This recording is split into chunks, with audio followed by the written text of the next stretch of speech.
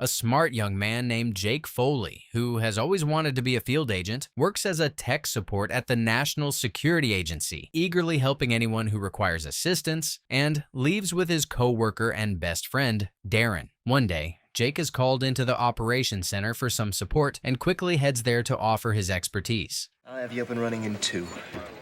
Take your time. I'm due for a coffee break. After finishing his task, Jake becomes distracted by the operation around him and becomes utterly fascinated. Now, once we've confirmed Benikov's ID with satellite visuals, great, Mr. Foley. Now I'm gonna have to ask you to leave. That evening, Jake goes out to a club with Darren and spends a couple of hours having fun. Then, sensing Darren's plan to stay out all night, a tired Jake opts to head home. And as he proceeds to leave, he runs into old college friend Sarah. Don't tell me this is your way of picking up the ladies? No. Determined not to waste this opportunity, Jake summons all his courage and proceeds to ask Sarah out. But he's interrupted by a few of her colleagues, who demand she join them at their table. Feeling awkward, Jake turns down her invitation to join the group and proceeds to leave. You think you could come by my place and check on my computer? Something's not right. The next day at work, Jake shares the events of the previous night with Darren, who excitedly gives him some advice. I hate to pick up the moment, ladies, but we got a server offline. Jake follows the agent to the lab and once again becomes fascinated by what he sees. Nobody reads programming code faster than you. What am I looking at here? Then, to the utter horror of Jake, Dr. Gage shoots and kills the agent. We have a problem. Jake Foley. Jake pretends to follow the doctor's orders while discreetly sending an alert to the rest of the staff.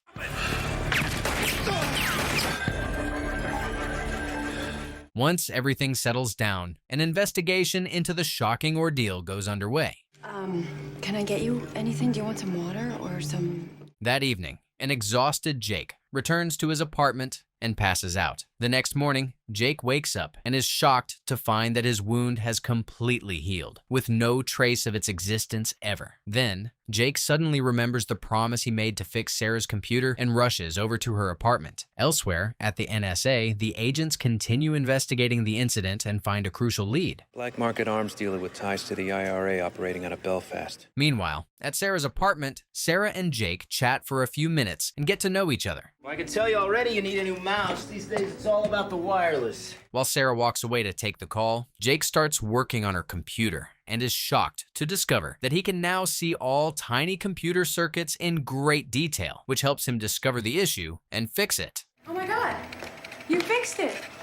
How did you do that? The freaked out Jake rushes out of the apartment, and as he starts walking home through the park, he is shaken to the core by loud gunshot sounds he hears. Ducks down, but soon discovers that the sound is coming from a video game. Then, trying to calm himself, Jake continues walking until a ball hits him. Over here, mister! Then, unaware that Eric is surveilling him, Jake rushes to his office and heads to the lab, which requires a password to access. To his surprise, Jake somehow figures out the code, discreetly enters, copies the details of the project that had caused all the chaos, and leaves. What are you doing down here? Oh, I just wanted to follow up and make sure your server's running okay. Jake then heads to his apartment to read the data and is shell-shocked to learn that the project deals with nanobots, which he has accidentally been infected with during the ordeal. As he keeps studying the material, everything starts to make sense as he learns that all of his new, curious abilities are a result of the enhancement provided by the nanobots. Overwhelmed with excitement, Jake spends the next couple of hours testing his new abilities and amusing himself by doing all the things he never could before. Elsewhere, at the NSA, Deputy Director Lou gets concerning news. We got him before he managed to steal anything. He's closer than you think. Brimming with excitement, Jake rushes to Sarah's apartment to share his discovery. Peter, this is Jake. Jake, Peter. Hi. Masking his disappointment, Jake proceeds to leave the building and runs into Eric. Are you really, Jake? I'm sorry. How do you know my name? Using his super strength, Jake manages to defend himself well and escapes the ordeal. However, as he steps outside, he's abducted by NSA agents, who take him to the office for some tests. See how the nanites have positioned themselves along his central nervous system? Jake is then locked inside a cell as the deputy director tries to figure out how to deal with him. We don't know how long this guy's gonna live, and we need to learn what we can and how we can. Jake uses his wit to escape, gets in a cab, and as he proceeds to flee the area, he receives a call from Sarah. Remember when you stopped by the other night? Miss Neilmeyer in 3C saw two weird guys in the lobby. We've got visual. Jake manages to escape the men following him, but soon receives a shocking call. Meet me at the Cap9 research facility, midnight, alone. Jake breaks into the research center and, using his new abilities, manages to safely make his way to Sarah, who's unconscious and tied up. Millions of dollars in research and development, and the best they can come up with is you. Jake then manages to tap into the computer controlling the nitrogen tank, activates it, and freezes Eric to death before rushing to check on Sarah. We'll take care of him. We've been ordered to bring you in. Later, Jake goes to Sarah's apartment to check on her. Soon, Jake starts training as a field agent, but fails to impress his bosses. His breathing is normal for this level of exertion. His heart rate's 103. One day, Jake goes to the control room and watches an ongoing operation with sheer fascination. What's going on? It's Al Jahara, terror cell in Tunisia. Later, while unpacking his stuff in his new apartment, Jake receives a call from Sarah, who offers to take him out to lunch the next day, and he delightfully accepts. Then, as he tries to control his excitement and continue with his task, Diane comes to check on him. Do you want to come inside? Yeah. I haven't unpacked my glasses yet. I've kind of been drinking out of the faucet. Using the nanites, Jake manages to fix the TV and spends the evening watching a show with Diane. The next morning, Jake follows Kyle around, trying to learn as much as he can from him. We're the largest and most powerful intelligence agency in the world. Desperate to prove his worth, Jake discreetly scans his surroundings, soon identifies a suspicious conversation, and ambushes a couple of men, only to disrupt another simulation. I want you to step up. Okay, dig deeper. But how could he have known this? Elsewhere, while the agents from the Sandstorm operation proceed to fly home with the device they have recovered, they are ambushed and killed by a steward who steals the device. At the NSA, despite being exhausted, Jake goes to the lab to practice his skills and becomes frustrated when he fails to mentally hack into a computer. Take a break. No, I'm fine. Let's go again. Moments later, Kyle pulls Jake aside to give him a new mission. Your objective is to stop her investigation. What's this? Cover. Dreading his assignment, Jake goes to meet Sarah for lunch. So how are things at work? Oh, yeah. Same old, Later, Jake reunites with Kyle in his car, still disappointed by having to spy on Sarah. It's not true. I know. I have a source. Kyle and Jake rush to the scene and are horrified by what they see. Now this one has a blast radius of approximately 2 miles. As the team rushes out, Jake stays back in the control room and watches the operation start with great anticipation. Moments later, the team manages to locate the first signal, and Kyle ambushes a biker carrying a suspicious suitcase. We have a problem. There's no EMP, it's just a transmitter. Jake follows his instinct, carefully starts searching the NSA building, and manages to find the bomb and Abdul. Freeze! Federal agent! After an intense and brutal fight, Jake contains the explosion in the vault, outwits and neutralizes Abdul, and saves the day. A few days later, Jake uses his special skills to find Sarah's location, runs as fast as he can to meet her there, and takes her out to lunch. I don't know, I can't really put my finger on it, but you're just different. That evening, on the other side of the city on his way home, a man is ambushed by armed men. Glass is completely bulletproof. The body is a zinc alloy steel. Give it to me. The next day at work, Jake meets with Diane, who helps him practice controlling his skills. I beat the game. Yeah, you broke the machine. Later, Kyle and Lou learn about the attack from the previous night. Indicating possible Chinese involvement. How long since you've had contact with Mei Ling? While Jake keeps a safe distance, Kyle meets with Mei Ling. I'm prepared to offer you full asylum, 5 years expenses. Once Lou gets on board, Kyle and Jake prepare for the mission, and Kyle briefs everyone. Jake will interface with the security recording devices and rewind them 30 minutes. Jake attends the party as a catering waiter, and after a nervy first few minutes, gets the hang of his task. However, just as he settles into his persona, he's shocked to run into Sarah. Must be fate. So what are you doing here? This can't end well. Meanwhile, while dancing with Kyle, Mei Ling discreetly gives him an access card. He'll escort you to the catering truck and get you out of here. While Mei Ling subtly exits the party, Kyle searches for Jake. Jake, you can't afford to get distracted. You have a job to do. Relieved by this, Jake reprograms the surveillance cameras so that Kyle can proceed inside undetected. Then, satisfied to have completed his part of the operation successfully, Jake proceeds to leave, but is shocked to see the catering van still parked outside, surmises what happened, and calls Lou. Where's the driver? Meanwhile, on the other side of the embassy, Lu's nightmare is realized, and Kyle is ambushed by Mei Ling and her fellow agents. Unfortunately, you made the wrong choice. At the NSA, chaos ensues as the team fails to reach Kyle. I know how difficult that could be for you. You could have gotten out. Inside, hoping to save his life, Kyle reveals what really happened 2.5 years ago. It's too late. 警卫他是你们的了。 As Mei Ling leaves Kyle in the hands of a fellow agent who prepares to torture him. Outside, Jake proceeds to leave. Here, Miss Kyle. He's in the basement. Jake heads back inside, finds his way to the basement, and after an intense fight, neutralizes the agent torturing Kyle for information. He then rushes to Kyle's side to free him. I can't see anything. You gotta trust me. Jake frees Kyle, helps him up, and using his skills causes a distraction outside, which they use to find their way to the van. Moments later, to the sheer delight of everyone at the NSA, the duo flees the area safely. After driving for a couple of hours, Jake and Kyle take a break to hang out and get to know one another. A few days later, a man meets his shady clients in the middle of nowhere and demonstrates his newest product. In that case, this device would prove extremely useful. The next morning, at the NSA, Lou briefs everyone about a new case. Microsimtex is 10 times more powerful than its namesake. Jake heads to the studio to surveil Teresa, parks by the side of the road, and tries to pass the time until he realizes his meter has run out. I'm gonna be right back. I got it.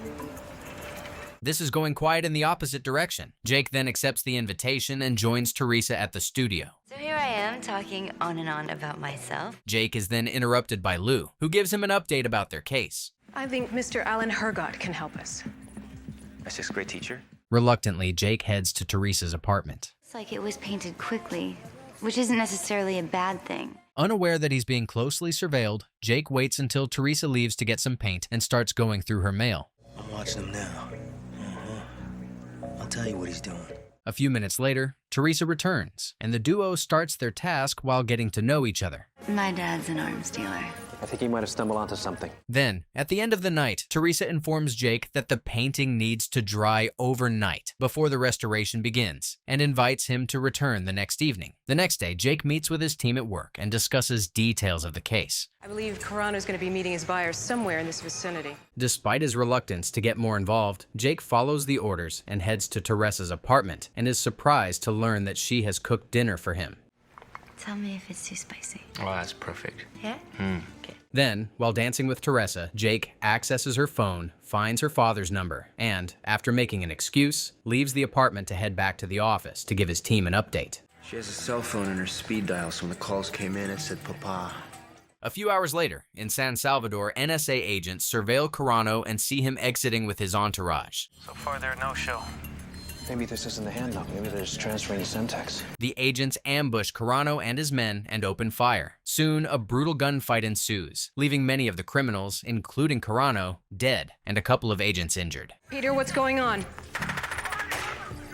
Peter, what's happening? Jake starts compiling a report. He spends the whole night going through every piece of information the agency has on Carano, mentally replaying every conversation he's had with Teresa, and combing through everything that happened during the ambush. After hours of exhausting, hard work, Jake finishes his thorough report, submits it to Lou, and after getting permission to see Teresa one last time, Jake heads to her apartment in the morning. Father, he's been selling some very dangerous explosives to a terrorist group. I used you to help them track him. Why in the world would you share this, Jake? The next day, Teresa and her team head to an airstrip where they await the plane carrying the late Mr. Carano's remains. Sorry about what happened to your dad. Then, as Teresa proceeds to pay her respects, Jake steps up and drops a bombshell. Turns out you were watching me, playing me from the minute you put that quarter in the meter. I got it. Right along with dear old dead fake dad. Am I warm? Then, as the men proceed to attack Jake, the NSA agents, who have disguised themselves as the staff, react quickly and open fire, while Jake runs after Teresa, who attempts to drive away and neutralizes her. Later, after everything settles down, Jake finishes up his reports and proceeds to leave work. Where are you from, anyway? Bar Harbor, Maine. Jake heads home, and after reflecting on the chaotic events of the day, which remind him that he needs to go after what he wants, he starts drafting a message confessing his feelings for Sarah. A couple of days later, a man hacks into the Federal Reserve System and steals $2 million. $1.5 million. Stop them. $2 million Meanwhile, a frustrated Jake, who had learned that he can't afford to get his car fixed, arrives at work, complaining about his low salary and is informed of the robbery. And B, eventually they're gonna give you a company car. What? Really? When? Determined to figure out the hacker, Jake spends the next day playing the game without even a wink of sleep. We've got him. Thank God. Jake quickly intervenes and, to the surprise of Dumont, manages to abort the erasure. How do you do that? That's your tax dollars at work. Then, after gathering more information, Kyle and Jake approach Lou to discuss the update. Recruited to write software for Banatech.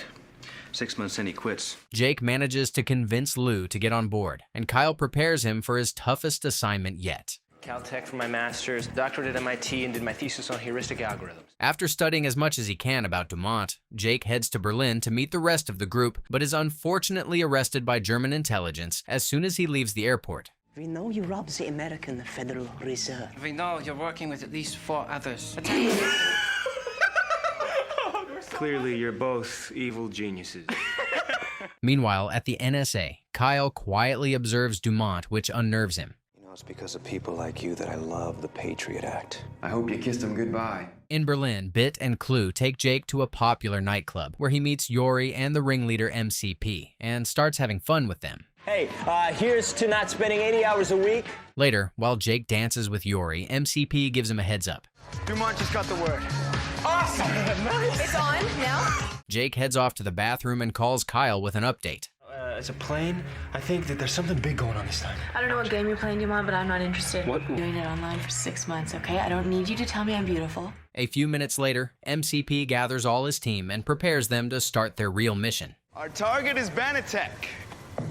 Miles' stomping ground. At the NSA seemingly changing his mind, Dumont asks to speak to Kyle in the name of cutting a deal, but as soon as Kyle enters the cell, he attacks him. Despite being taken by surprise, Kyle defends himself well, but Dumont manages to steal his phone in the process and sends a message to his crew. In Berlin, Jake acts swiftly and, using a secure link, sends the NSA a message informing them that the Banatech private charter is in danger. Tower, this is Charter, November X-ray 74205. This fly-by-wire's been bypassed.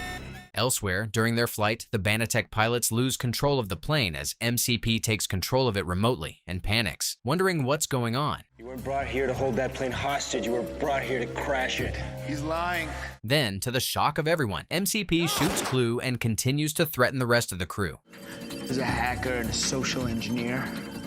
She'll never be a player. Yuri quickly reacts and enters the code Jake had already set up, while Jake attacks MCP and sends him flying with his super strength. Then, to everyone's relief, the pilots regain control of the plane and manage to land safely. Soon, the German intelligence swarm the place and arrest the hackers. My real name's Rachel.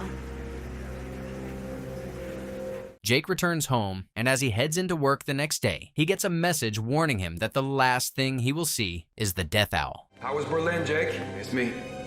How did Dumont manage to do that?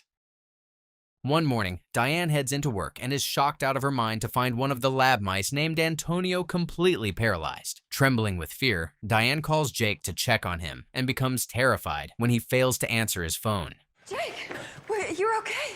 Yes, I'm fine. What are you doing here? Later, Lou heads to the lab to get an update on the situation from Diane. It was my fault, but there is more to this story. I certainly hope so. Yeah. Meanwhile, Jake, who's planning to go to Seattle for his friend's wedding, calls Sarah from his desk and, after arranging his flight and hotel reservation with her, agrees to share a cab to the airport. How could this come as a surprise? I put my request into Human Resources 3 weeks ago. Later, while waiting for Sarah to pick him up, hoping to finally tell her how he feels about her and ask her out, Jake practices his speech but is soon disappointed to see Sarah arrive with her date, Alex. Jake arrives in Seattle and meets with the groom, Kevin. I swear I've been meeting relatives I didn't even know existed. Jen, you look beautiful. Thank you. Suddenly, Jake notices a man staring at him from a distance and becomes concerned. Yep, having fun.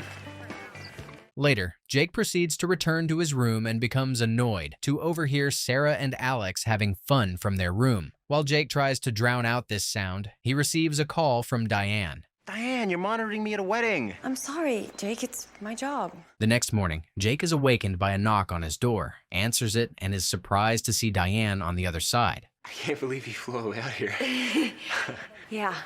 Jake and Diane go to breakfast together and enjoy each other's company. I don't think you can eat this. What? Why not? Jake joins the men and goes to play paintball, while Diane is soon whisked away to the hotel spa by Jenny's mother. Any petty's one of life's greatest pleasures. I'm a virgin. Meanwhile, at the paintball game, Jake notices one of the players following him and becomes furious when he starts shooting him with a real gun. I think you gotta turn down your pressure a little bit. What's the matter, Jake? Later, the men return to the hotel, and after cleaning up, Jake proceeds to join the wedding and runs into the mysterious man. No, I had you until that jump. Where'd you learn how to do that? Jake discreetly breaks into the man's hotel room and is shocked out of his mind to find it full of his pictures and plans on how to steal the nanobot project. Alpha Charlie Tango 427-1. As soon as the wedding ceremony finishes, to everyone's shock and confusion, Jake runs off, desperately trying to get away from the mysterious man who chases him around the hotel. Not worth the fight, Jake. Meanwhile, Fran calls Diane to give her an update. On his brain, Antonio had a massive cluster of nanites in his frontal lobe. While Jake continues to run away as fast as he can, a concerned Diane searches for him everywhere before heading to his room. Foley was seen on security camera breaking into one of the rooms. What? Why? A few minutes later, Diane finds a terrified Jake, whose body has started shutting down, crawling to her door. Diane helps Jake inside and puts him on the bed. No, this is all in your mind. The nanites are rejecting you. They are overloading your brain with electrical impulses. Hoping to show him what she means, Diane shows Jake security cameras from the hotel corridors. Jake then starts convulsing and, to the utter terror of Diane, flatlines. Heartbroken that her worst fear is realized, Diane cries out in sheer pain and regret, apologizing to Jake. Luckily, a few minutes later, to the sheer joy of Diane, Jake wakes up. After taking a few minutes to calm down, hoping to be there for Kevin, Jake opts to join the wedding reception, while Diane updates Lou. Yeah, I spoke to him this morning and he's fine. I overreacted as usual. Jake then delivers a heartwarming speech that delights Kevin and Jenny. We're lucky if we're able to find someone who is always there for us. Touched by the speech, Sarah comes up to Jake to congratulate him. Alex is gay. He's a friend. I just hate coming to these things alone. Jake walks away from Sarah and approaches Diane. One day, Jake, Kyle, and a group of agents spread around a crowded metro station, keeping an eye out for suspicious behavior. And after a few minutes, Jake sees a man dumping a mysterious package into a trash can. Stay sharp, Jake. It could be anyone. Jake follows the man, catches up with him, tackles him down, and is shocked to see he's just a kid. Then, Kyle and Jake return to the office. Today's incident was the work of Ethan Fulton's militia. Later that evening, Jake returns home, is terrified to find his apartment door open, cautiously enters, and tackles down the intruder. What are you doing here? Came to see you, of course. Jake takes Jerry out to dinner at the local bar and hangs out with him. Mom and Dad know you're here? Jake, I keep Mom and Dad on a strictly need-to-know basis. The duo returns home, and as Jake tries to get some rest, Jerry sets his kitchen on fire, which Jake spends hours trying to put out. The next morning, having only slept for a couple of hours, a cranky Jake reports to the lab and meets with Diane. Says you saved my life. Yeah. The team then gathers to get an update on the case. Ethan blames the government for the loss of his wife, and our capturing his son will not sit well. Elsewhere, furious with his son's fate, Ethan questions his men to find out how the police got tipped. Ethan, there is no excuse that is going to free my son. Without even hesitating, Ethan shoots and kills the man on the spot. At the NSA, Jake approaches Caleb and tries to talk some sense into him. Have you ever seen what ricin gas does to the human body? It's not too late. You can change your life. Later, Jake returns to his apartment building and is annoyed to hear music blasting from his apartment. You met a girl already? No, you did. Sarah. She as hot as she sounds. Elsewhere, Ethan asks his men for an update. I want the name and location of the man who captured my son. Meanwhile, Sarah goes to Jake's apartment for dinner, and Jerry tries to host her. Sarah. No worries. Don't eat the food. Hoping to make his brother look good and impress Sarah, Jerry makes up heroic and sweet childhood stories about Jake and narrates them in detail. Then, hoping to give the duo some privacy, Jerry takes his brother's wallet and heads out to the local bar. At the NSA, Lou spends a few minutes observing Caleb through the security cameras and takes some blankets for him. Caleb, how many people have to die before you realize your mother's never coming back? At the bar, Jerry impersonates Jake and buys some drinks. A few drinks in, to the awe of the crowd who are under the impression that he's an NSA agent, Jerry starts narrating fantastical spy stories that make him out to be a bona fide hero and buys his new friends multiple rounds of drinks. Elsewhere, Ethan continues to search for Jake. Foley just used his credit card in the last 10 minutes. Where? Georgetown Station. In Jake's apartment, feeling guilty about the lie, Jake confesses that none of Jerry's stories are true. I guess he just thought that maybe you'd like me better if... Then, to the utter delight of Jake, Sarah kisses him. However, before the duo can define what this means for their relationship, Jake receives a call from Jerry. Yeah, I'm in big trouble. What is wrong with you? Don't go on parental on me. We got a couple of tickets. It's no big. At the NSA, the team picks up a strange call and manages to decrypt it. It's about his next target, Jake Foley. Elsewhere, while angrily walking away, Jerry is abducted. Whoa, take it easy. We say we all go back to the bar, and I'm buying. After decrypting the concerning call, Jake is called to the office. We've had a communication from a man claiming to be Ethan Fulton. Desperate to help his brother, Jake follows Lou out to ask her for help. I'm not gonna let them. He needed me, and I wasn't there for him. Jake uses his skills to break Caleb out of his cell, and the duo leaves. You're a man of your word. Where's my brother? It's gonna be okay. NSA soon swarms the area and a shootout ensues, which ends up killing Caleb, while Ethan and the rest are arrested. The next day, Lou's boss visits her in her office. About our policy of never negotiating with terrorists. Tell them we didn't. Meanwhile, Jerry prepares to return to school. A few days later, during a seminar at the office, Diane meets an agent named Steve and gets to know him while aboard Jake uses his skill to overhear what's going on in the operations center. Please don't sue. My dad is actually... I'm sure you all have places that you would rather be. Elsewhere, in Vienna, a man receives a call. Mr. Lowenstein, about the rug. On Monday at the office, Jake and Diane catch up. What did you do? Oh, I went out to Wolf Trap to see Alicia Keys. Kyle catches up to Jake and presents him with a new case. It's actually a next-generation encryption program. It's kind of like a lock that changes shape whenever you put a key in it. Kyle then takes Jake to the dungeon. Yeah, we're on kind of a tight schedule, Si. Whatever you can do. Kyle and Jake head to the bank to get some information. Gonna have to cut this short. Facial ID's got a hit. Vasily was at the bank. While Kyle distracts the bank manager with conversation, Jake uses his skill to access the information they need from the computer. How about you just blink once for yes? After hours of working hard, Jake figures it out and heads to the lab to see Diane. Why don't you see a movie? Suddenly losing interest in going home, Jake spends the whole night working at his desk and finds Vasily. No, Kyle, I just plugged myself into an electrical outlet for a couple minutes and I'm good to go for the day. Yeah, I was just asking. The duo suddenly sees Vasily across the street. $100,000 worth of unmarked non-sequential bills. Vasily suddenly disappears, forcing the duo to search for him. A few minutes later, Jake finds Vasily, who attacks him. You all right?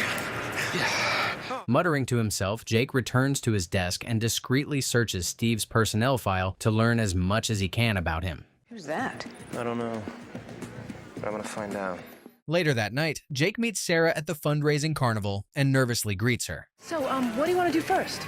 Well, let's do the gambling thing. Well, this is awkward. While the men play a game, Diane and Sarah chat. When I first met you, I thought there was something between you and Jake. To Jake's dismay, Steve excels every game they play and wins many dolls for Diane. Steve's really good. Thanks. Excited to finally find a game that gives him a chance, Jake uses all his strength and wins a doll for Sarah. I'll treasure it always. Before he can even respond, Jake sees Vasily from a distance, apologizes to Sarah, and rushes off to find him. Hey, Clemens, you done any field work? Just basic training, why? Jake chases Vasily around the parking lot but fails to catch him. Then, while Jake is distracted, Vasily comes out of his hiding, attacks him, and holds him at gunpoint. Luckily, Steve comes to the rescue and neutralizes the criminal, who's then taken into custody, where he's interrogated by Kyle. We don't torture prisoners in this country, no matter how much we might like to. While on the other side, Diane tends to Jake's wounds. Only one of us is paying alimony, go figure. What are you talking about? Jake then leaves the office to meet with Sarah. But you don't have to keep coming up with these stories to cover up the fact that you're hesitant or... Meanwhile, Lou and Kyle meet with La Fortunata. I would I would recommend getting them well protected. They got deep, deep pockets. It is not going to end with this Vasily character. Elsewhere, after pouring his heart out to Sarah, Jake nervously waits for her response. I just asked you to be honest with me, Jake. Sarah. Before Jake can even process his breakup, a frantic Kyle arrives to pick him up. Vasily was hired to retrieve a human subject linked to the nanotechnology. While chaos ensues at the NSA, Steve takes Diane to a boat docked in Virginia. Head out, fan formation. No one fires unless fired upon. Jake manages to locate the boat and jumps aboard just in time. You shouldn't be here. Why don't you tell her why you really want her, huh? Jake does as asked as the boat starts heading back. He neutralizes Steve, who is later arrested. In the aftermath, Diane and Jake hang out at his apartment. One day, the NSA is assigned to contain a hostage situation, and Jake addresses the captor. Jake, you're not going to take anyone out. The snipers will be in place in 3 minutes. Jake then comes up with an idea that he hopes can contain the situation. Get me the undersecretary, okay? Concerned that they're running out of time, Jake goes against Kyle's orders and disarms the man. Yeah, but you think you're something special because you've got powers? No. Well, I got news for you. You're not. Elsewhere, a general named Wesley is called to the army base. And I'm giving you a direct order. Disengage that explosive. Now! At the NSA, still dismayed by the events of the morning, Kyle shares his concern with Lou. Your boss was the best helicopter driver in the force, and absolutely lethal with a rocket launcher. Frustrated, Jake goes to the lab and vents to Diane. You know, I bet he told Lou, Jake's grandstanding. Jake's chewing gum. Lou then volunteers to train Jake for his toughest assignment yet. Now, if anybody asks you about your past missions, you go no further than hooah. After preparing as much as he can, Jake goes to the base, but he's not ready for what awaits him. You give me up as your commanding officer. You ever salute me in the open again? At SatOps, the team prepares to watch on and hold their breath in anticipation. Welcome to hell. At the base, Jake uses his special abilities to impress his commanding officer and later discreetly makes a call. Hey, the nanites aren't gonna burn out or anything, are they? No. The soldiers knock Jake out, and to the shock of the general who sees him the next morning, tie him to a tree. I trust Louise Beckett with my life. I hope that trust hasn't been misplaced. Kyle then shows up at the base and heads straight to the office. Jake then returns and insults the captain, who punishes him by ordering him to dig holes around the base all night. Someone could trip and fall into one of these. It's just plain unacceptable. Later, Jake knocks the soldiers out with the nerve gas, and he and Kyle go through their computers. You're supposed to impress upon me the fact that I'm so retarded I don't even merit Army-grade punishment. The general arrives at the base and is amused to find the team buried up to their neck. No 5-mile run today, gentlemen? Talk about a taste of their own medicine. The team takes Jake to the bar to celebrate. Hey, everyone gets tested, Gant. No exceptions, nothing personal. Nothing personal. The captain cuts the wolf logo on Jake's arm. Meanwhile, growing more concerned, Kyle and Lou discuss the case and try to come up with a plan. We need to get him out of this as soon as possible. Oh, he'll get out as soon as I have the traitor and the bomb. On the other side, Jake hangs out with his new team. General Wesley Freewall. Let's give acknowledgement to the man. Then, Jake follows Lawrence to the bathroom. Hey, I didn't know she was married. Shut up. Keep your hands behind your back. Despite being tied up, Lawrence ambushes both, kills the general, and takes Kyle hostage. Can I help you, officer? He's not an officer. The captain then beats Kyle up for information. Now, one of your officers has murdered a general. An agent of our government is bleeding on this floor. Using Kyle's phone, Jake then discreetly sends a message to the NSA informing them about the general's death and Kyle's severe wounds. Scramble a covert team, have a chopper meet me at the helipad and tell them to stow an extra set of body armor. The NSA soon swarms the area and neutralizes the situation. Later, Jake goes to the hospital to visit Kyle. A couple of days later, an emergency board of inquiry is announced at the NSA, and he heads out wondering what has caused the unprecedented decision. I guess it all started when I got an urgent phone call from my immediate superior, Agent Duarte. A few weeks earlier, while Kyle and Jake enjoy themselves on a double date, they are called into SatOps. This is the deadliest V-series nerve agent on the planet. Hoping to diffuse the tension, Lou's inquiry is momentarily paused, and they turn the board's attention to Kyle. He's a member of our intelligence community being trained for advanced field work. He goes on missions. Kyle and Jake follow the couple, and after chasing them for a few minutes, Jake catches them. We found all 3 vials in their apartment. Muy bien. Ya te lo puedes llevar. That night, Jake goes out to a local bar and meets a woman. That you did not know that she was an enemy in possession of a stolen weapon of mass destruction. Meanwhile, Kyle questions the couple and comes to an uncomfortable realization. We do have audio feed from the break-in. Recognizing the sound and shocked out of his mind, Jake calls Kyle. I'll be there in 15 minutes. It's too late. No, Jake. A fight ensues between Jake and Angela, and both defend themselves well. Don't shoot! You don't shoot! Put down your gun! You put it down! Angela knocks Kyle out and flees. Moments later, Kyle reaches the room and is concerned to find it empty. Elsewhere, unaware that Jake is clinging to the undercarriage of her car, Angela calls her buyer. Don't worry, I'll be there. At the inquiry, Valerie interrupts to pose a question. Agent Foley, just tell us what happened next. Jake then continues the story and narrates it in detail. Jessica just Graduated from Penn. She was a speech therapy major. She already had a job lined up. Jake is once again interrupted and warned never to mention the gas and will be charged with treason otherwise. That exact same gas was used to kill Angela Hamilton's younger sister. In the present, while waiting outside, Jake uses his special skills to hear what's being said. Just need the other 2 vials and we have a deal. As chaos ensues, Jake helps Angela, gives her a mask, and the duo soon rush out. And did you feel at any time that you lost control? General Garcia learns that General Alonso has been killed and sends out men to search for Jake. Once we became aware of the deaths in Santa Costa, I dispatched Agent Duarte to extract him. Then, General Alonso shows up at the scene with his men. I am not afraid to die. We'll see about that. While Angela is hauled away, Kyle talks to the general. Okay, Lou had to pull strings just to get you out alive. No, she trusted me, damn it! Annoyed out of his mind, Jake issues an ultimatum. Hand Angela Hamilton over to a government with an abominable human rights record. Relieved, the team leaves the room counting their lucky stars. You promoted her. If she fails, so will you. While the board stays behind to discuss the situation among themselves. Jake Foley is another matter. Did you see the way he stood up to us? Later, Angela is released, sent back home, and is welcomed by Jake. No longer trusting the sanctity of their workplace, since the inquiry, everyone gathers at the lab and reads out a scripted conversation. Not a spy, okay? You guys are the spies. Then, shocking news echoes around the world. Patriarch of the royal family of Kembu, Namir, issued this statement early this morning. Jake is then called to Lou's office. She has an assignment for you. Yeah? What is it? You would think so, right? Disappointed to learn that the son is at a university, Jake heads to his dorm. Where that? The Crown Prince of Tajir didn't think it was so bad. Jake reluctantly goes to change into the tracksuit Malik gave him. Tracy, I'm gonna give you 3 seconds to move. Or what? Jake jumps down from the building, runs across the compound, and catches up to Malik just in time. You ever seen Brain?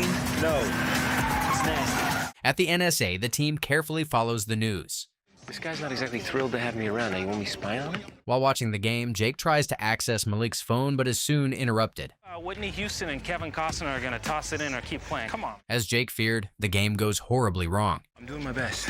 Are you? Because you're getting blown out right now. Determined to prove himself, Jake decides to use his special skills and, to the surprise of everyone, completely dominates the game. You just got schooled by Kevin Costner. That's what I'm talking about. Later, as they return to the dorm, Jake and Malik bond over the game. It's my destiny.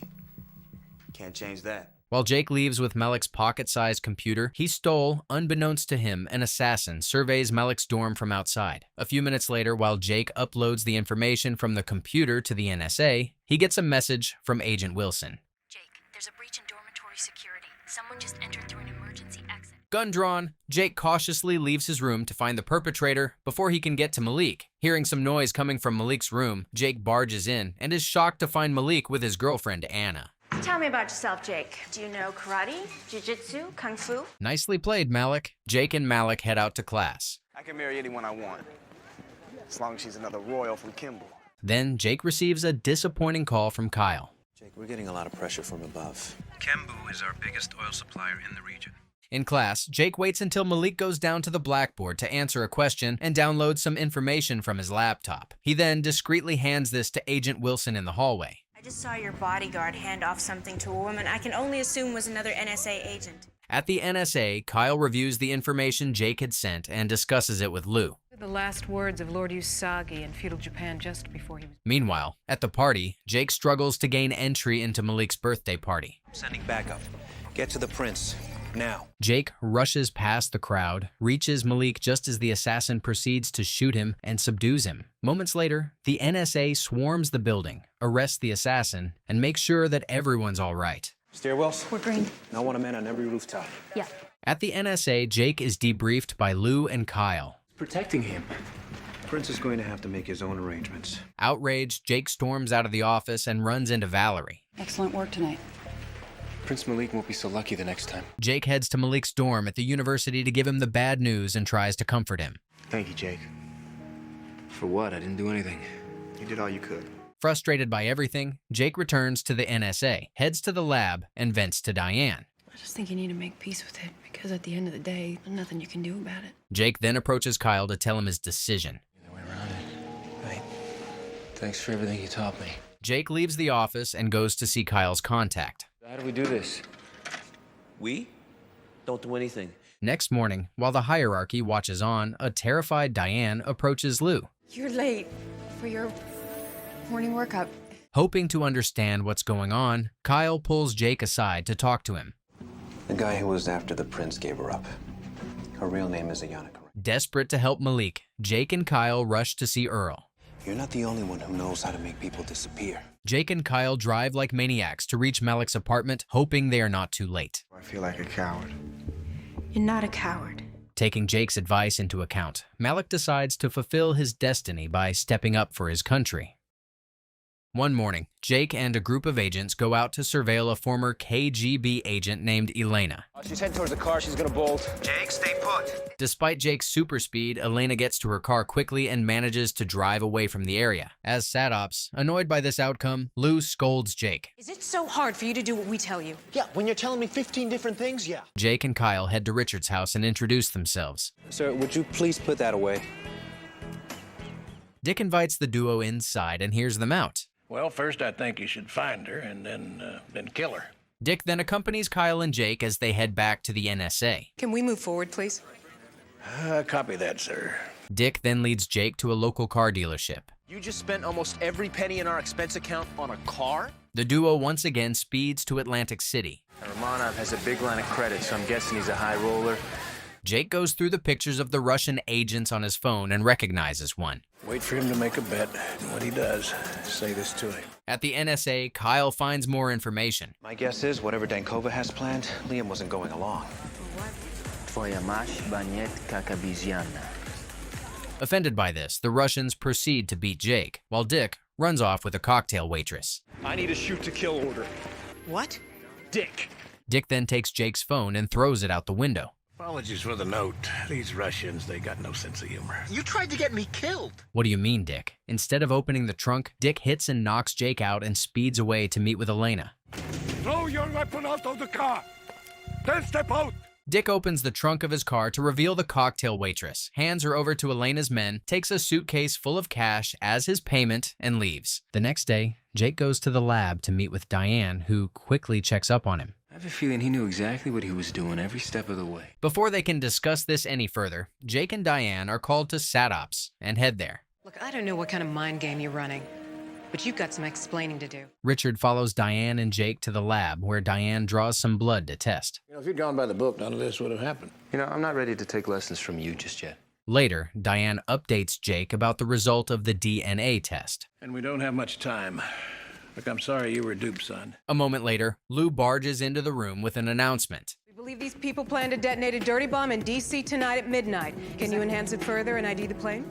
As per Lou's orders, Jake, Kyle, and Richard drive together. And as they follow the rest of the agents who are on their way to the target, Jake receives a call. I just got the preliminary result on that DNA. Hang on to something. Jake drives to Dick's house and sees the Mustang in the parking lot. I'm going in. No, wait! You know you can't execute someone without an order. In your case, I think I can make an exception. Well done, Jake. After getting the location of Elena's hangar from Dick, Kyle updates Lou and speeds there with Richard and Jake. You're too old for this, Lenotchka. They offer you more money. Well, don't I wish? The next morning, Jake goes to see Lou in her office. There are people upstairs who don't like the way you do things. But I am not like all your other agents. Deeply sympathizing with Richard, who has endured so much and lost himself for his country, Jake spends the afternoon keeping him company and having fun with him at his house. One day, Jake wakes up with no memory of where he is or how he got there and freaks out. It's all right. Look, it's all right. A day earlier, Jake gets to work and heads to the lab to see Diane. 4 feet? It's incredible. Deserve more credit. Reluctantly, Jake goes to see Dr. Mark for his psychiatric review. Were you writing something down? What does it say?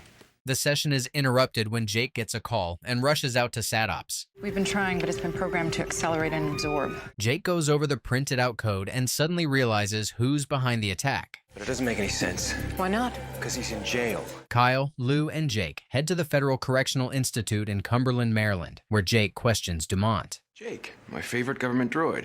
You don't call, you don't write. As per Lou's orders, Mark gives Dumont a lie detector test. I hacked into the Federal Reserve and I stole $2 million. Kyle, Jake, and a team of agents take Dumont Drive to the storage area. Lord Almighty, free at last. Meanwhile, Valerie goes to SatOps to speak to Lou. If you hadn't noticed, we're running out of time. Quickly. Jake and Dumont go into the storage unit, but as Jake turns on the light, the door shuts down, which causes enough distraction for Dumont to attack Agent Levy until Jake holds him at gunpoint. While Kyle updates Lou and orders his men to try and force the door open, Jake tries to get control of the situation from inside. Sweet dreams.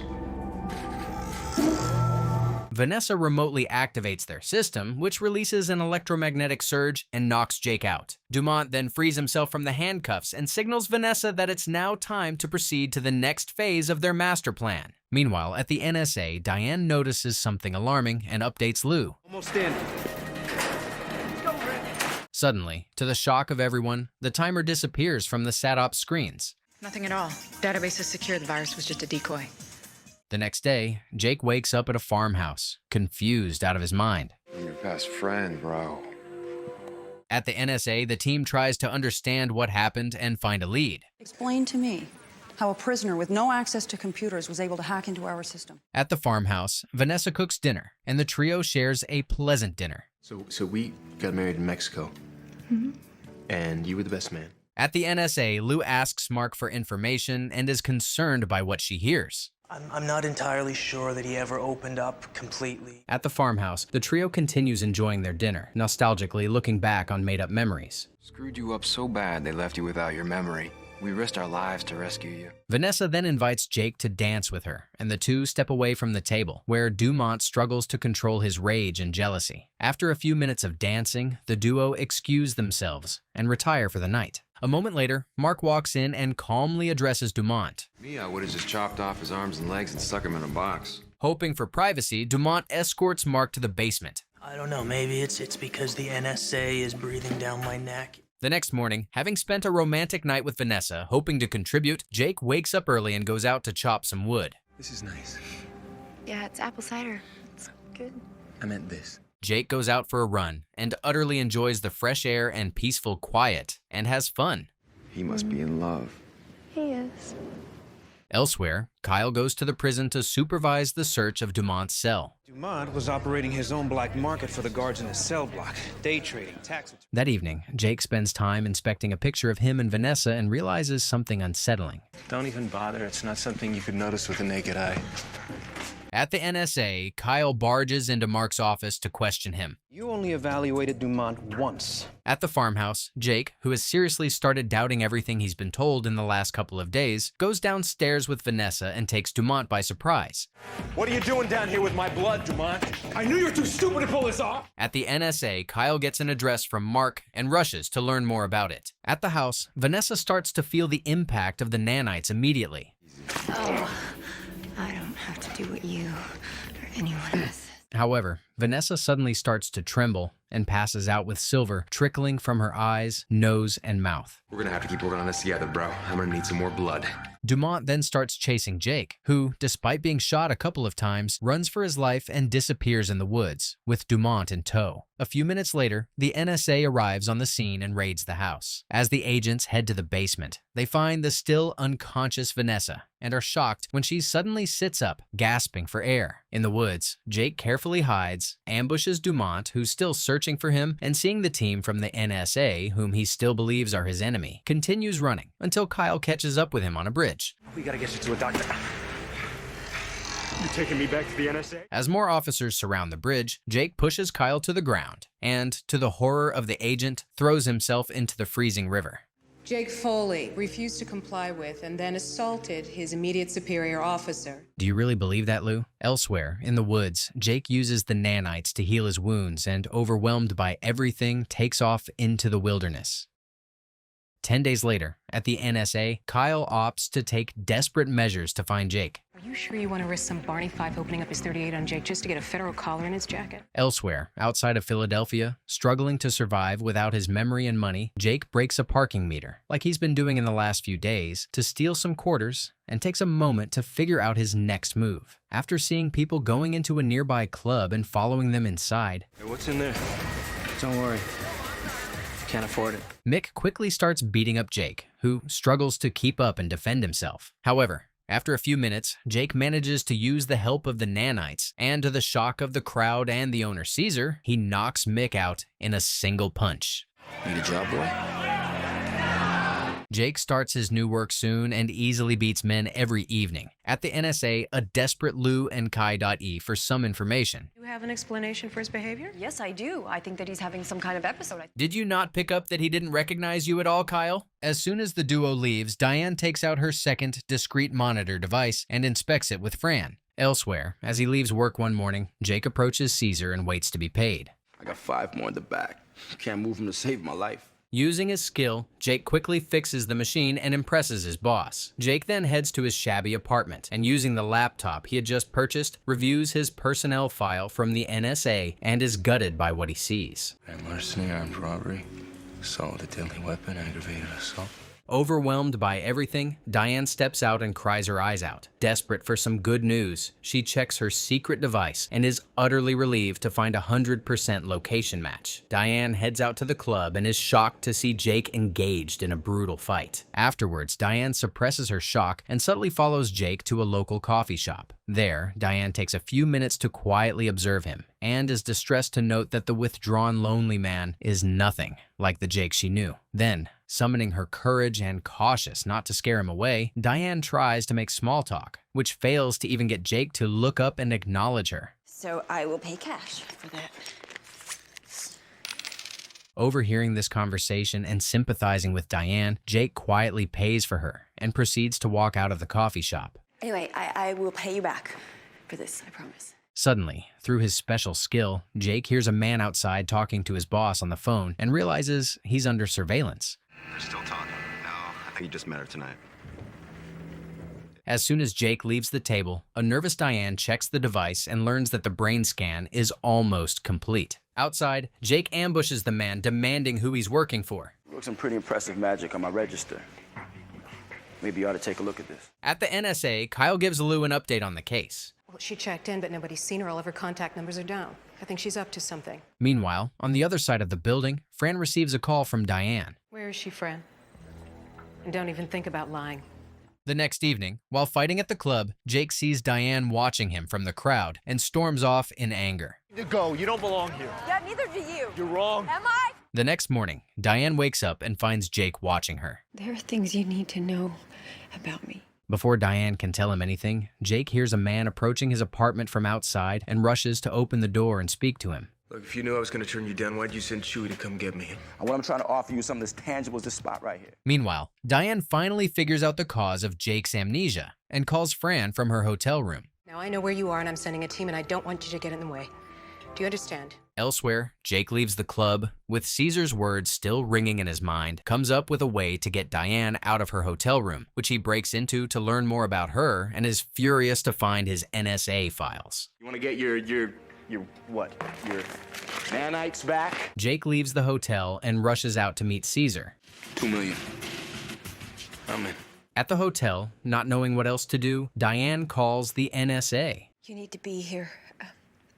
Or your team would... Caesar shares his plan with his men and prepares for the heist. After that, they're going to be moved to Federal Bay. How are we getting in? Jake uses his skills to set off the alarm and neutralizes Caesar and his men. Put the gun down, Jake. Kyle. Do you know who you are? As Jake and the security guards exit, the NSA meets them outside. Any casualties? No. Thanks to him. He saved our lives. Later in the lab, Jake reads his file with fascination and prepares for the shot. EMP attack on this building led to the recovery of a stolen nuclear weapon. As soon as he gets the shot, Jake's memories come flooding back to him, and he smiles as he finally realizes who he is. A couple of days later, Jake gets to work early and visits Diane at the lab. Hey, first of all, have you even bothered looking at the manual? Jake heads to SatOps and misunderstands a conversation he picks up on and becomes delighted. Agent Foley's enhancement was an accident. He was neither trained nor prepared for it. Meanwhile, in a prison camp in Serbia, an American prisoner of war tries to escape his captors, but is soon captured, falls to his knees, and looks up at the sky, seemingly praying. At the NSA, a disappointed Jake approaches Kyle and Lou. I wasn't spying. I was eavesdropping, which is a totally different look. Then, as Lou and Kyle take Ben aside to get him up to speed, desperately needing to talk to him in private, Diane follows Jake into the men's bathroom. So I think that you need to do something about the new guy. Before Jake can answer the question, the duo is interrupted by Kyle, who barges in to drag Jake to SatOps. I think that it's NRO. That's right. It's Keel satellite. Lou walks away haunted by the memories of her last mission with Alex in Belgrade, Serbia. It was an ambush. Myers is dead. What about Hernandez and Miller? They're still inside. In the present, Kyle goes to Lou's office to check on her and finds her reviewing Alex's file. Everyone thought he was dead, Lou. Yeah. In SatOps, the team gathers around to come up with a rescue plan and bounce ideas off one another. You can open the cage doors in the main courtyard? Yeah, I could get him out of there through one of these tunnels here. During the mission, the plan goes without a hitch, and Jake hands Alex off to Ben. You take him to the truck, I'll hold him off. No, you take him. I'll cover you. Then, while Jake fights off soldiers, a grenade explodes in the tunnel and knocks him out. Out of here. I need morphine, ASAP, in an open line. Later, hoping to check on her, Ben visits Diane at the lab. I'm up to my elbows in morphine. Don't worry, it's not for me. Then, once Ben leaves, to the shock of Diane, a series of spooky events take place. Hello? Oh. Freaked out, Diane goes to the hospital to visit Jake. Go and try not to be crazy anymore. At the NSA, Jennifer visits Lou in her office. I guess we'll never really know whether you did everything you could to save him or not. The conversation once again takes Lou back to 1998, to a mission in Belgrade. I want a unit on the stairs. Oh, 200 hours, everybody moves in. No longer able to dismiss the mysterious occurrences, Diane shares her theory with Kyle and Lou. You think Jake is doing this? I think that he's trying to use his interface abilities to communicate with us. To the sheer horror of Lou, a beam from the retinal scan drills a hole through Ben's head and kills him instantly. In the aftermath, the rest of the team rushes to the hospital to find out what happened. Once the amplifiers kicked in, that kind of light's no longer biometric. What is it? Infrared. Meanwhile, down the hall, Jennifer tries to talk some sense into her husband. I don't care what they say. This place is not safe. Now freaked out more than ever, Lou reconsiders Diane's theory and, together with Kyle, discusses it with her. There's something that I've been working on. There's a drug called naloxone. It's an opiate antagonist. Unbeknownst to anyone, Alex breaks into Lou's office, looks around, and is taken back down memory lane to their assignment in Vienna in 1997. I know a way to make it more perfect. I want us to go away together. How? How would that be any different? Then Alex proceeds to leave, and when he gets into the elevator, it drops 6 stories. Unaware of this development, Kyle, Lou, and Diane head to the hospital and are alarmed to find Valerie there. Your agent is a threat to the lives of everyone in this building. Then, just as the doctor proceeds to call the time of death, the room goes dark and mayhem ensues. Whatever he's got to say, you better say it now. Then, to the shock of everyone, SatOps suddenly goes down. We need to give him a chance. You said enough for one day. After a brutal fight, with the help of Jake, who has started to heal himself, Lou neutralizes Alex. Yeah, well, you pretty much were. Yeah, but not physically. He was in my head. Despite his significant improvement, Jake is kept at the hospital for close monitoring. How are you feeling? Free. Sore, but free. Once she's alone, Lou is suddenly taken back in memory to the time she met Alex in a Georgetown bar in 1994. One evening, while on duty to protect an influential man named Dr. Nanda, they are shocked by the number of fans awaiting his arrival. Nanda sang. He's like the Nelson Mandela of East Asia. Can you believe it? I mean, Jake suddenly spots a gun from across the street and alerts everyone. He's on the northwest face of the Greenwalk building. Kyle catches up with the assassin on the roof, but despite using his skills to fight him off, he's overpowered and left barely hanging by the man, who quickly flees the area. Where'd he go? Kyle, will help. Then Jake is introduced to Dr. Nanda. We want to make sure that this room and the immediate vicinity are secure. It won't affect your speech for tomorrow. Then Valerie goes to prison to visit Dumont. That scar seems to be healing rather unevenly. What do you want? You know, you're really quite attractive. You'd probably look good without all that makeup on, too. Ugh, he's worse than I thought. At the NSA, the team gathers in SatOps to discuss the case. Dr. Sang's speech to the IRC tomorrow could finally solidify U.S. support for his movement. Jake concentrates and digitizes the image in his head, but it doesn't go as he hoped. Do you mind if I work with Diane on this? Maybe this way we can download what I'm seeing. Then, Diane is excited out of her mind to get a call from Dr. Nanda asking to meet with her, and she rushes out of the lab. Using this opportunity, Jake accesses Diane's computer and downloads the beta code she's been developing for nanites. Jake rushes to his apartment and uploads the upgrade. He then tests it, and is delighted to see that he can now produce the assassin's picture on the computer. Congratulating himself on his feat, Jake sends the picture to Lou, but he's soon hit by a crippling pain and passes out. At the NSA, the team receives Jake's email and reviews it. Enlarge it and enhance the right side of his neck. He's Yakuza. A few minutes later, Jake wakes up in his apartment, and soon the assassin arrives. You are a man of honor. I am now. Humbly ask you to take my life. Elsewhere, an excited Diane meets with Dr. Nanda. You're disgusting. You're a Nobel Prize winner. At Jake's apartment, a brutal fight ensues between Jake and Shinju, who refuses to be taken into custody. You want me to kill you, but you don't want me to arrest you? Yes. The dishonor would be too great. At the NSA, Lou calls in La Fortunata and asks him for help identifying the mark. Are you saying that they were killed by... No, of course I'm not, because then you would know that they existed. Meanwhile, Jake and Shinju continue hanging out at the apartment. Never had any alcohol before, huh? No alcohol. Terrified by what she learned, Lou storms into Jake's apartment with her team. At the hotel, Kyle confronts Dr. Nanda. The things I've done to survive and to make myself heard, I may not be a very nice human being. Elsewhere, with Jake by his side, Shinju is taken to SatOps. Nanda-san isn't going to live to make the speech. He will if you help us. On the other side of the city, Valerie returns to the prison to visit Dumont. Why do you keep going back? Later, Diane finds out what Jake had done and becomes furious. Jake, your ego is going to turn you into a vegetable. The next morning, at the auditorium, while Dr. Nanda practices his speech in front of the agents, Lou spots a shadow of a gun and alerts everyone. Chaos ensues as everyone tries to get Dr. Nanda to safety. As Shinju and Jake then spot the second assassin, Yuki impersonating an agent, and as they follow her, Jake is forced to use the nanites to unlock the door, which turns him blind. Give me your gun. No. Give it to me!